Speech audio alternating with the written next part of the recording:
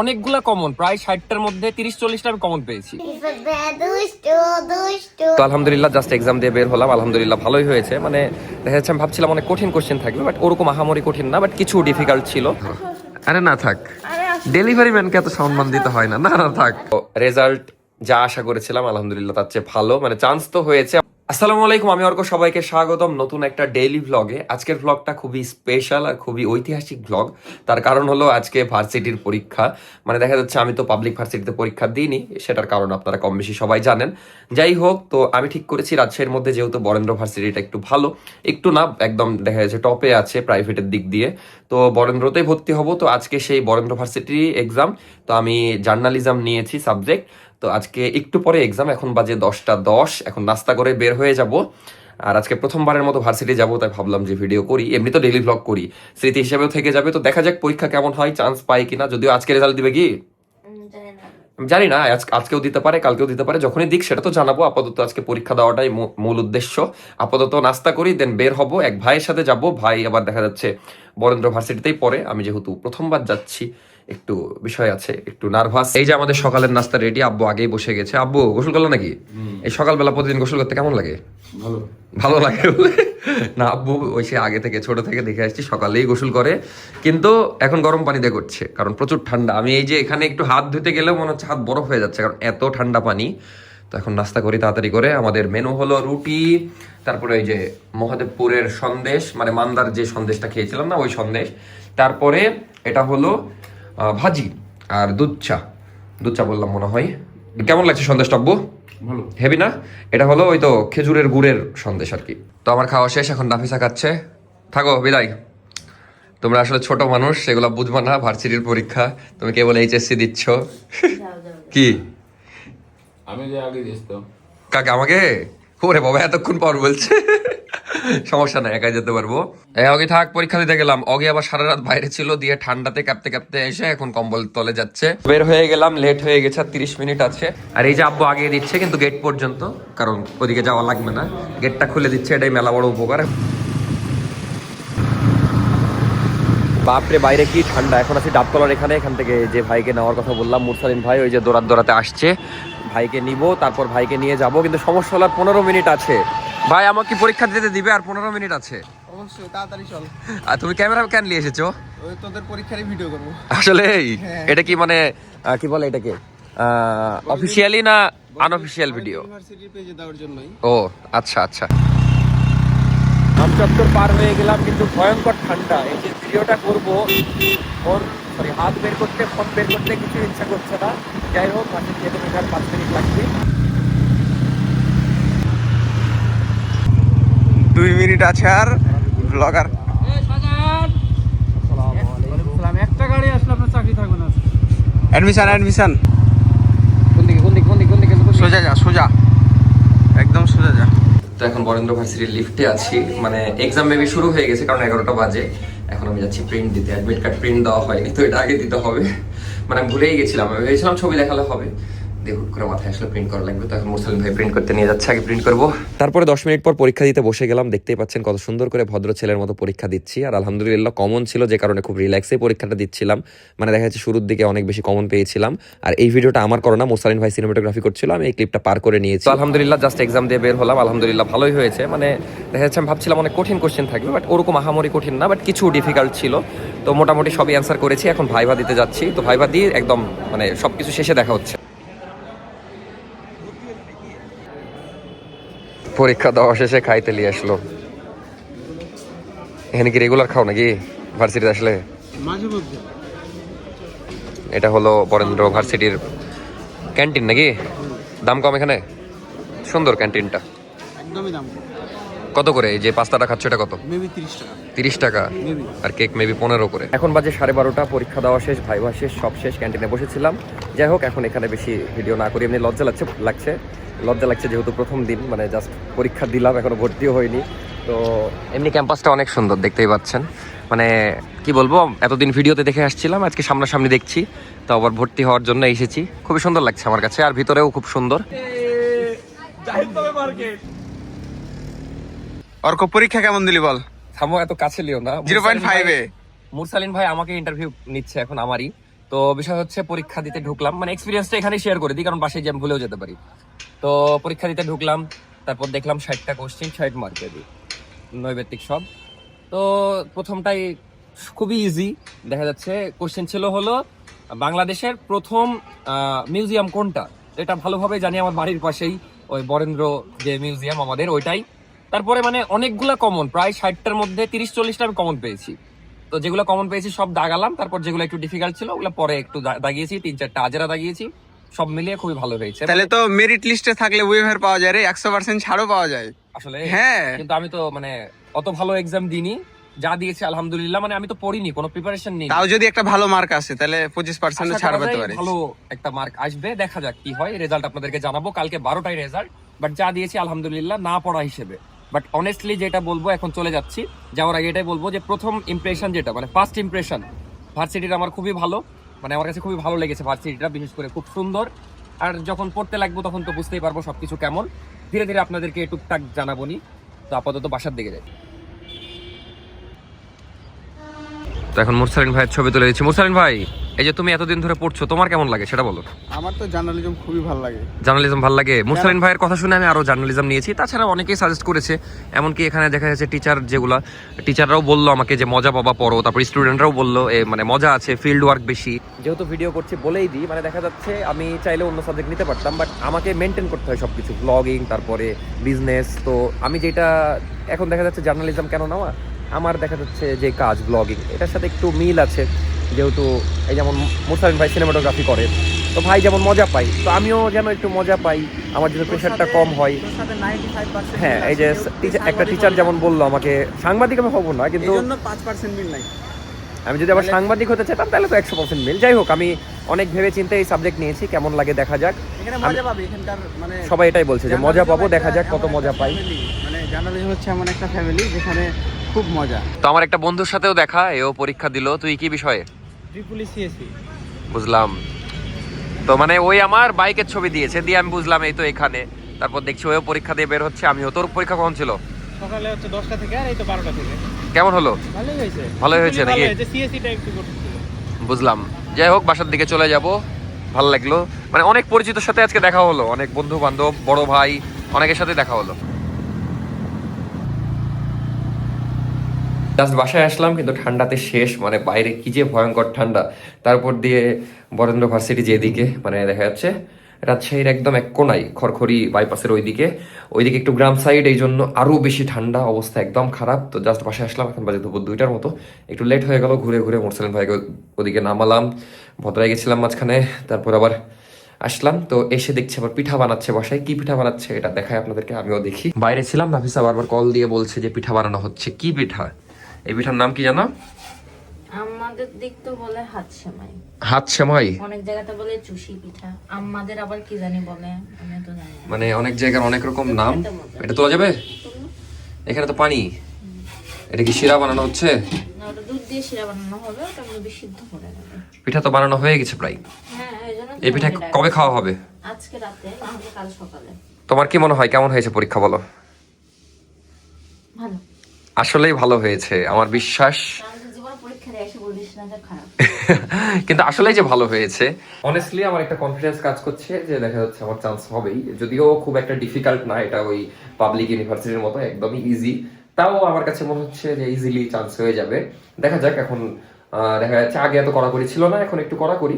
তো দেখা যাক চান্স হয় কিনা। এই রেজাল্ট আজকে পাওয়া যাবে না, কালকে দুপুর 12টার সময়। দোয়া করবেন যেন চান্স হয়ে যায়, কারণ ওখানে পড়ার ইচ্ছা আছে। তাছাড়া রাজশাহীতে প্রাইভেটের মধ্যে অত ভালো ইউনিভার্সিটি নাই। আর আমার সব মিলিয়ে খুবই ভালো লেগেছে ইউনিভার্সিটি, বিশেষ করে ক্যাম্পাসটা অনেক ভালো লেগেছে।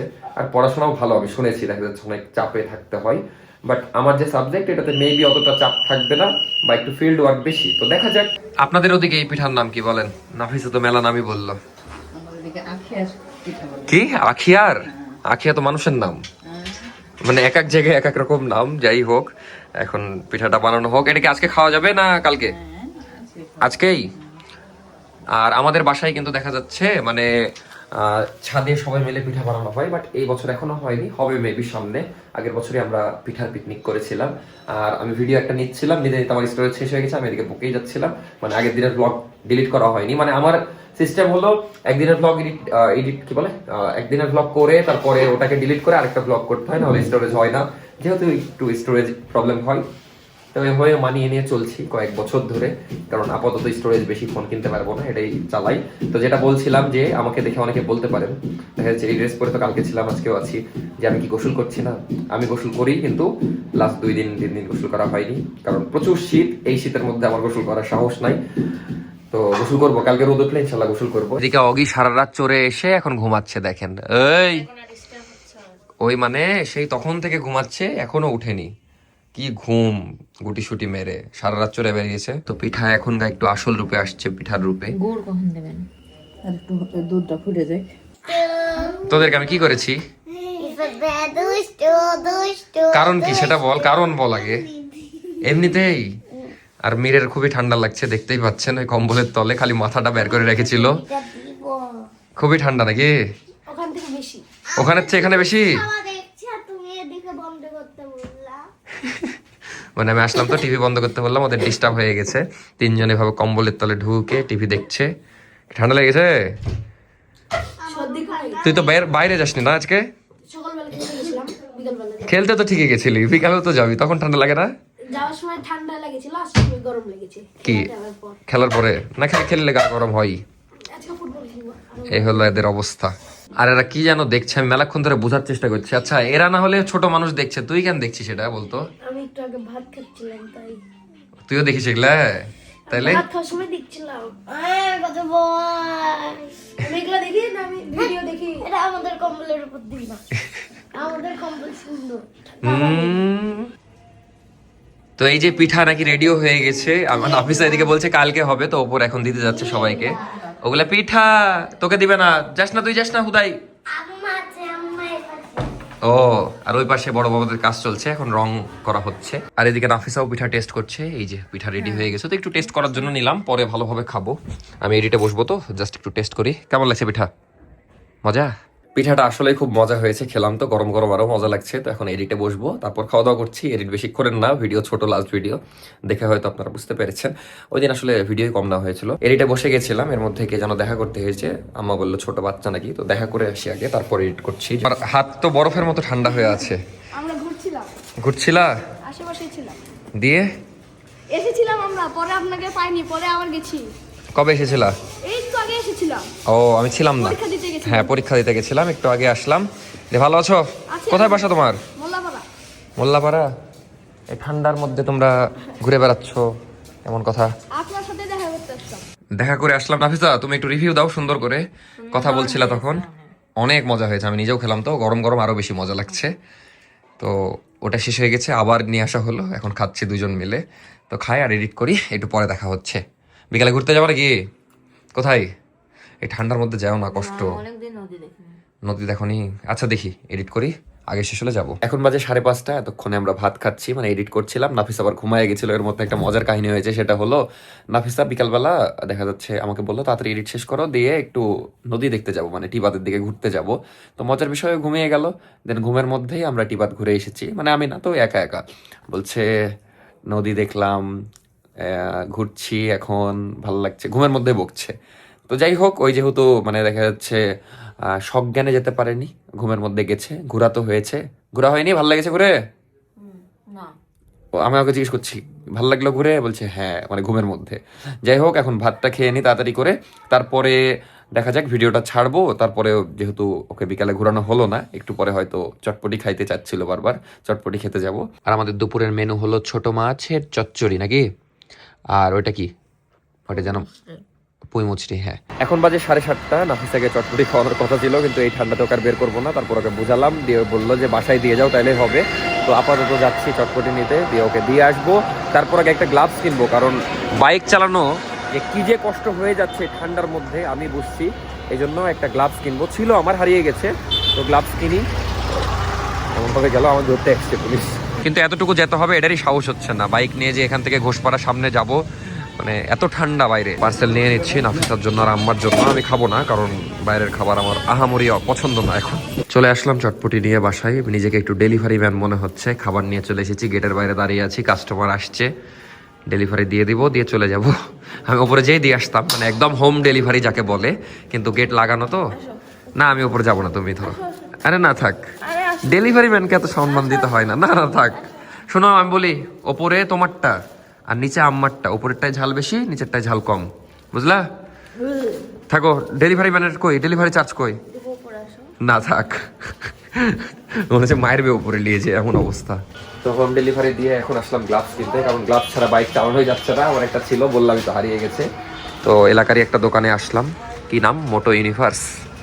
তো দেখি এখানে গ্লাভস, আগের বার যেখান থেকে নিয়েছিলাম অনেক দাম ছিল, তো এইটা ভালো লাগলো। মানে অনেকগুলাই দেখিয়েছে ভাই, মাথা ঘুরিয়ে দিয়েছে, তার মধ্যে এটা ভালো লাগলো, দেখি এটাই নিতে পারি। অনেক দেখে শুনে এটাই পছন্দ হলো, আমার কাছে সুন্দর লাগছে। দেখা যাচ্ছে বাইক থেকে নেমেও পরে থাকা যাবে। আর অন্যগুলা কি, এগুলো তার দেখা যাচ্ছে নর্মালি ইউজ করা যাবে না, যদিও বাইকের এগুলো নর্মালি কেউ ইউজ করে না, কিন্তু দেখা যাচ্ছে এখন বাইক নিয়ে কোথাও গেলাম, তারপরে পরে থাকা যাবে, কারণ ঠান্ডা তো সব জায়গাতে। তো যাই হোক, এটা ভালো লাগলো, দামও বেশ কম, 1150 টাকা রাখলো ভাই। দাম বললে সমস্যা নাই না, সবার জন্যই দাম, আমাকে কোনো ইয়া করেনি, স্পেশাল কোনো ডিসকাউন্ট দেয়নি। কালকে রাতে আর ভিডিও নিনি, কারণ ভেবেছিলাম একদম রেজাল্ট দেখিয়ে এই ভিডিওটা শেষ করব। মানে যেহেতু ভার্সিটির এক্সাম দিয়েছি শুরুতেই, মানে এই ভিডিওর, তো ভিডিওটা শেষ করব একদম রেজাল্ট আপনাদেরকে জানিয়ে যে চান্স হলো কি না। তো জাস্ট রেজাল্ট দেখলাম, এটা পরের দিনের ভিডিও। তো রেজাল্ট যা আশা করেছিলাম আলহামদুলিল্লাহ তার চেয়ে ভালো, মানে চান্স তো হয়েছে, আবার মার্ক দেখলাম খুবই ভালো। কত পেয়েছি তোমার মনে হয় বলো? কতর মধ্যে? 60-এর মধ্যে। 45? আমার বউ আমাকে ভালোই চিনে, একদম কাছাকাছি 43 পেয়েছি দেখলাম। আর আমার আশেপাশে দুইজন আছে, এখন সিরিয়াল থাকতে পারে, লিস্ট আমি দেখিনি, বাট আমার যে আশেপাশে দেখলাম ওই সবাই আমার চেয়ে কম, আর 2-1 বেশি পেয়েছে, 49 পেয়েছে কেউ কেউ। যাই হোক, আর টোটাল একটা মার্ক দেখলাম 81, মানে ওই দেখা যাচ্ছে স্কোর মেবি ওগুলা এসএসসি এগুলার। যাই হোক, ভালো রেজাল্ট করেছি, মানে আমি তো সেভাবে প্রিপারেশন নিয়ে যাইনি, যা জানতাম ওই জ্ঞানেই পরীক্ষা দিয়ে এসেছি, যেগুলো জানতাম।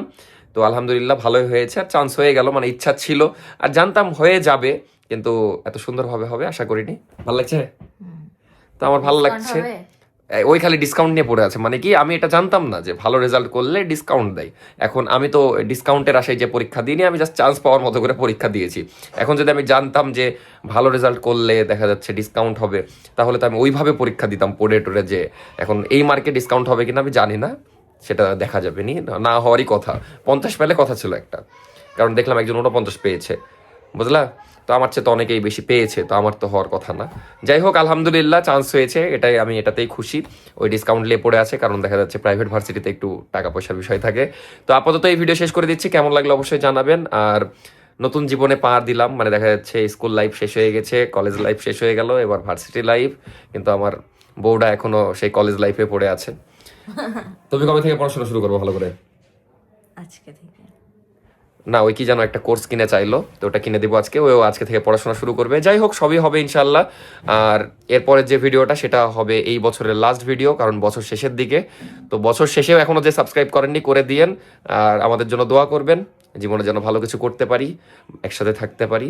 আপাতত bye bye, good night, subscribe নাও, বাই দিয়ে দাও।